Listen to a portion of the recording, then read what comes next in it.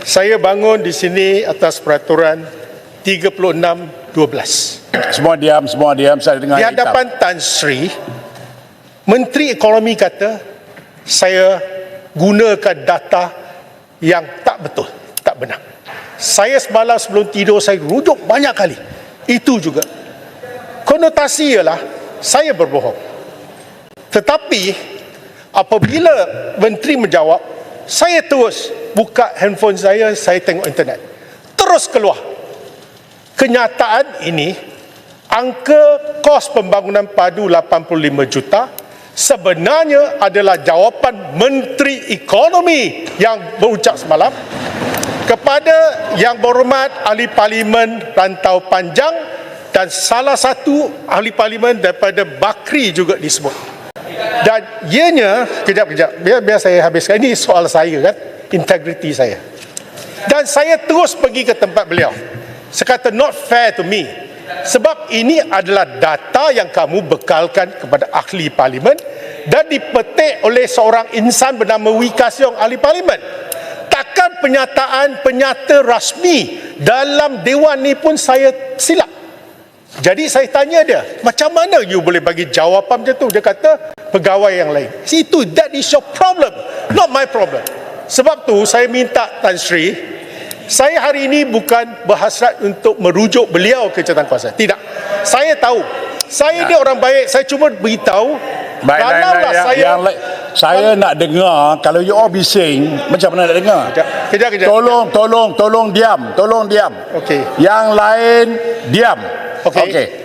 Selepas jawapan itu diberikan secara bertulis atas soalan lisan kepada Rantau Panjang, ianya telah dilaporkan di Edge, The Star, Xinqiu, China Press. 1 minit saya dapat semua ni. Dan saya pun terkilan.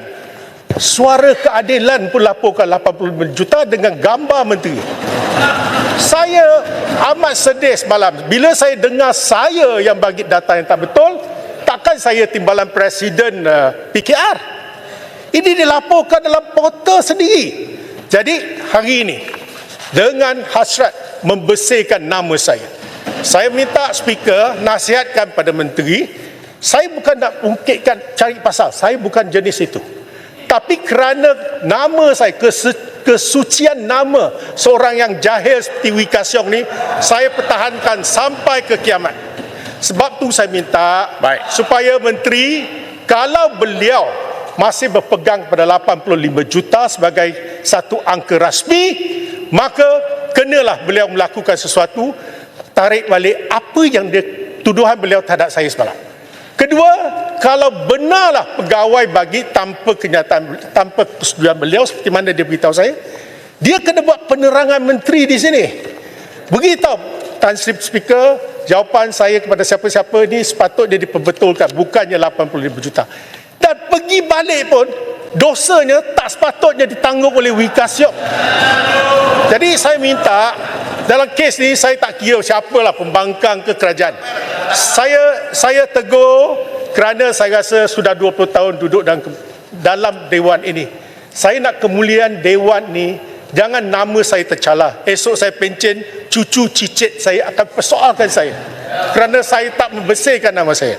Saya minta Tan Sri Speaker, tolong sebagai orang yang paling dihormati, beritahu menteri ni saya tak boleh buat apa. Saya dah cakap dengan dia pun tak ada tindakan. Saya cuma minta dia melakukan tindakan sama ada buat penerangan di sini atau tarik balik apa yang dia cakap semalam. Itu saja. Dia suruh kita jawab di TikTok. Yalah, kita terpaksa. Apa nak buat? Jadi saya minta Tan Sri, semalam Tan Sri sebagai saksi kejadian, minta Tan Sri gunakan kebijaksanaan untuk berjumpa dengan beliau supaya perkara dapat diselesaikan. Terima kasih.